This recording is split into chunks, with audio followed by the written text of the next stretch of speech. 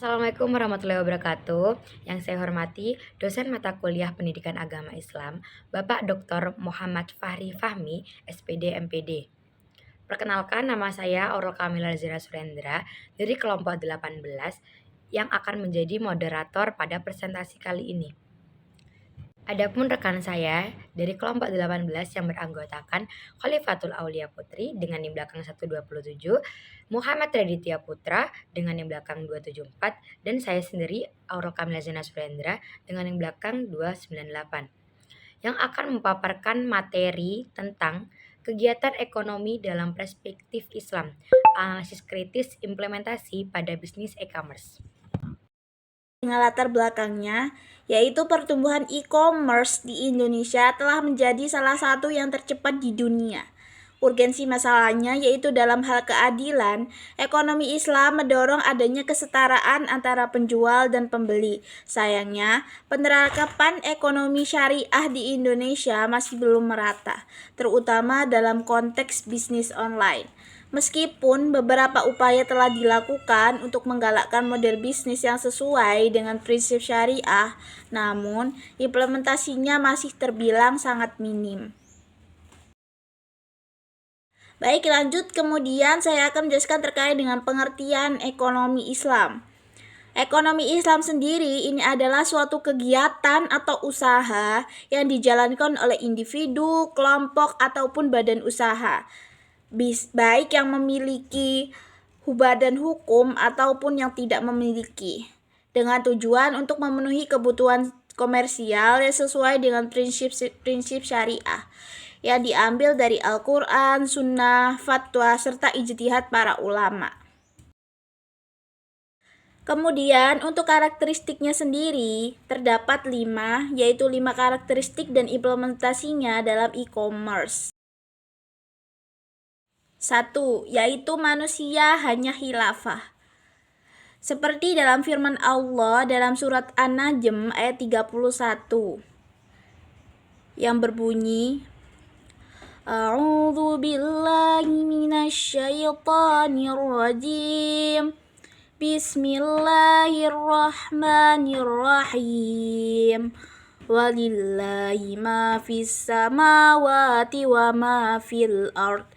Liyajziyal ladzina asa'u bima 'amilu wa yajzil ladzina ahsanu bil husna. Artinya, milik Allah lah apa yang ada di langit dan apa yang ada di bumi. Dengan demikian, Dia akan memberi balasan kepada orang-orang yang berbuat jahat sesuai dengan apa yang telah mereka kerjakan, dan Dia akan memberi balasan baik kepada orang yang berbuat baik dengan pahala yang lebih baik, yaitu dijanjikan surga. Dalam konteks jual beli online, ini bisa berarti mengelola stok dengan efisien, menggunakan kemasan yang ramah lingkungan, dan mendukung praktik-praktik bisnis yang berkelanjutan. Kemudian yang kedua adalah terkait dengan penerapan akidah syariah dan akhlak, seperti firman Allah pada surat An-Nisa ayat 29 yang berbunyi, A'udzu billahi minasyaitonir rajim. Bismillahirrahmanirrahim. Ya ayyuhalladzina amanu la ta'kulu amwalakum bainakum bil batili illa an takuna tijaratan antaradim minkum wala taqtulu anfusakum innallaha kana bikum rahima. Artinya, wahai orang-orang yang beriman, janganlah kamu memakan harta sesamamu dengan cara yang batil, tidak benar, kecuali berupa perniagaan atas dasar suka sama suka di antara kamu. Janganlah kamu membunuh dirimu, sesungguhnya Allah adalah Maha Penyayang kepadamu.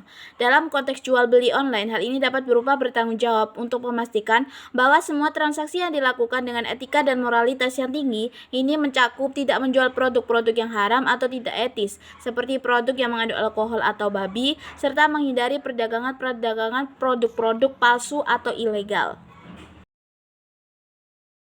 Kemudian yang ketiga adalah terkait dengan keseimbangan kerohanian dan kebendaan. Seperti dalam firman Allah pada surah Al-Qasas ayat 77 yang berbunyi A'udzu billahi minasyaitonir rajim. Bismillahirrahmanirrahim. Wabtaghi fima ataqallahu ad-darul akhirata wa la tansa nasibaka minad dunya wa ahsin kama ahsanullahu ilaika wa la tabghil fasada fil ard innallaha la yuhibbul mufsidin. Artinya, dan carilah apa yang telah dianugerahkan Allah kepadamu pahala negeri akhirat, tetapi janganlah kamu lupakan bagianmu di dunia. Berbuat baiklah kepada orang lain sebagaimana Allah telah berbuat baik kepadamu, dan janganlah kamu berbuat kerusakan di bumi. Sesungguhnya Allah tidak menyukai orang-orang yang berbuat kerusakan. Dalam jual beli online, pelaku bisnis harus memiliki niat untuk tidak hanya mencari keuntungan semata atau keuntungan materi, tetapi juga memberikan manfaat bagi orang lain dan masyarakat luas. Hal ini termasuk menjual produk yang bermanfaat dan halal, serta memberikan layanan yang memuaskan dan jujur kepada konsumennya. Keseimbangan individu dan umum.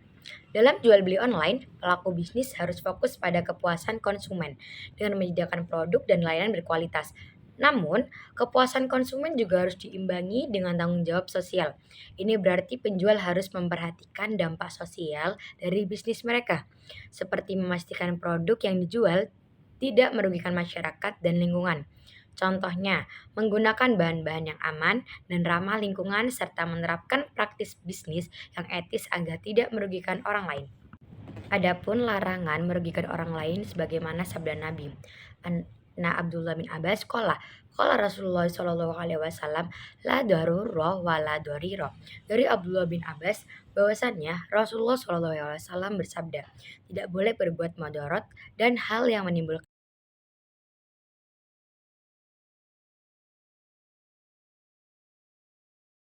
Pun larangan riba dan goror yang telah difirmankan oleh Allah pada surat Al-Imran ayat 130 yang berbunyi Bismillahirrahmanirrahim. Ya ayyuhalladzina amanu la taqurru riba adlam fam mudallafataw wa taqulallah la'allakum tuflihun. Yang artinya, wahai orang-orang yang beriman, janganlah kamu memakai riba dengan berlipat ganda dan bertakwalah kepada Allah agar kamu beruntung. Dalam konteks jual beli online, ini berarti menghindari skema pembayaran yang melibatkan bunga. Selain itu, menyusun kontrak jual beli yang jelas yang mencakup semua aspek transaksi, termasuk deskripsi produk, harga, metode pembayaran, dan waktu pengiriman. Kontrak ini harus menghindari ketidakpastian dan memastikan keadilan bagi kedua belah pihak guna menghindari terjadinya goror.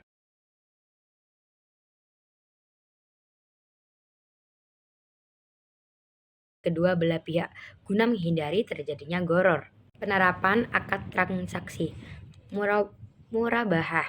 Murabahah adalah akad jual beli di mana penjual mengungkapkan harga beli kepada pembeli dengan keuntungan yang ditentukan sebelumnya. Contoh penerapan adalah platform e-commerce yang menjual barang elektronik bisa menggunakan akad murabahah dengan menampilkan harga beli dan margin keuntungan mereka. Yang kedua ada mudarabah.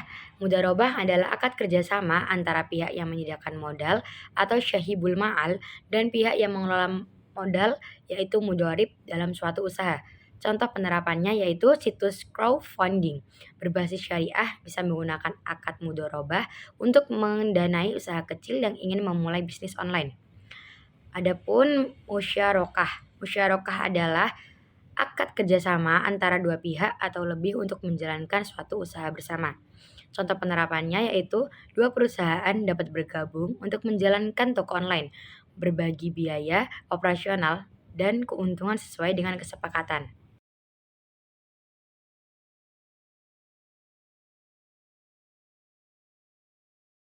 Yang keempat adalah ijarah. Ijarah adalah akad sewa-menyewa, di mana pihak penyewa membayar biaya sewa kepada pihak penyedia barang atau jasa. Kemudian saya akan melanjutkan terkait dengan contoh penerapan ijarah. Contohnya yaitu platform sewa kamera atau gadget yang memungkinkan pelanggan menyewa produk untuk jangka waktu yang tertentu. Kemudian yang kelima ada salam. Salam adalah akad jual beli di mana pembeli membayar harga pada awal transaksi untuk barang yang akan diserahkan di masa mendatang atau di kemudian hari. Contoh penerapannya yaitu dengan situs pre-order untuk produk pertanian atau barang yang diproduksi khusus sesuai pesanan.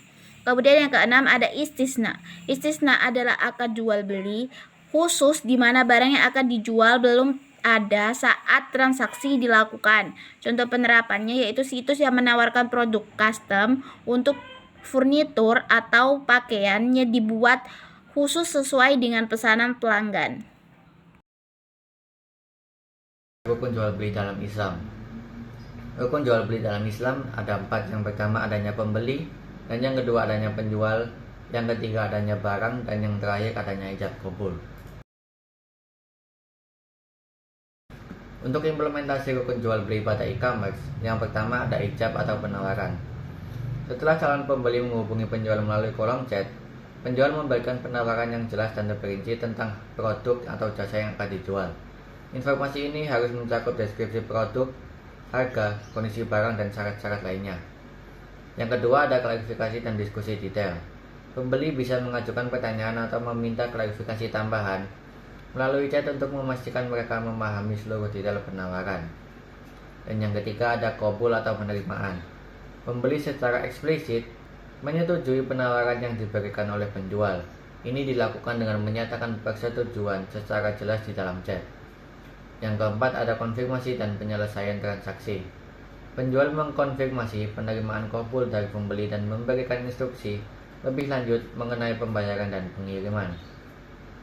Dan yang terakhir adanya dokumentasi transaksi. Banyak platform e-commerce yang secara otomatis menyimpan riwayat chat antara penjual dan pembeli. Ini bisa dijadikan bukti transaksi jika diperlukan. Syarat jual beli e-commerce pada Islam. Yang pertama adanya harga yang jelas, dan yang kedua adanya ridho dua pihak. Yang ketiga pelaku adalah orang yang dibolehkan bertransaksi. Yang keempat hartanya bermanfaat dan mubah. Yang kelima hartanya dimiliki atau diizinkan untuk diperjualbelikan. Dan yang terakhir ada harta tersebut bisa dipindahkan ke pemilikannya.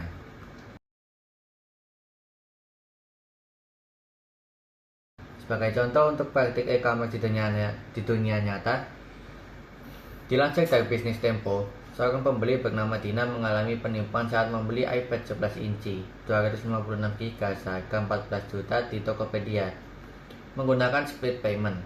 Pengiriman instan melalui GoSend tidak tiba.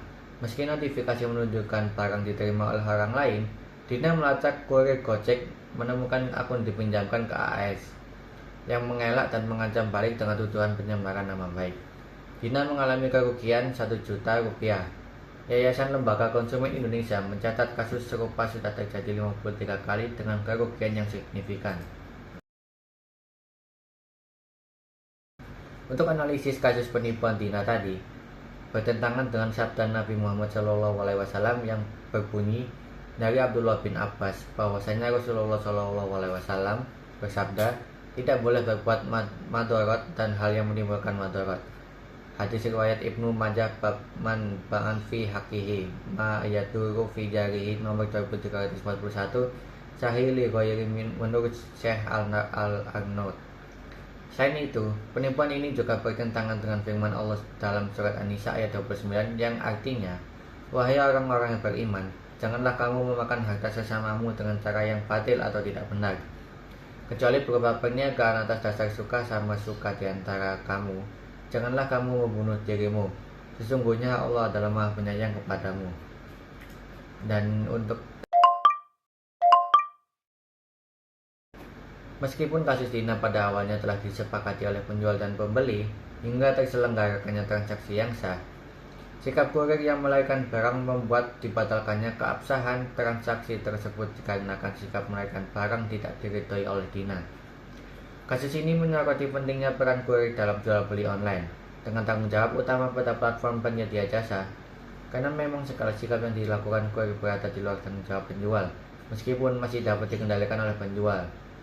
Meski begitu, kurir dan penjual dalam konteks ekonomi Islam seharusnya tidak terpisahkan mengingat penjual harus memastikan barang dapat diterima langsung oleh pembeli. Hal yang dapat dilakukan penjual adalah turut serta mengecek progres pengiriman dan menyamarkan barang yang dibeli jika barang tersebut bernilai jual tinggi guna menghindari praktik buruk dari kurir yang berniat untuk mencuri barang tersebut. Demikian presentasi dari kelompok 18. Semoga dari presentasi kelompok kali ini ada ilmu yang bisa bermanfaat bagi kita semua. Saya sebagai moderator pamit undur diri apabila ada kesalahan dalam perilaku dan perkataan kami. Mohon maaf, terima kasih atas perhatiannya dan wassalamualaikum warahmatullahi wabarakatuh.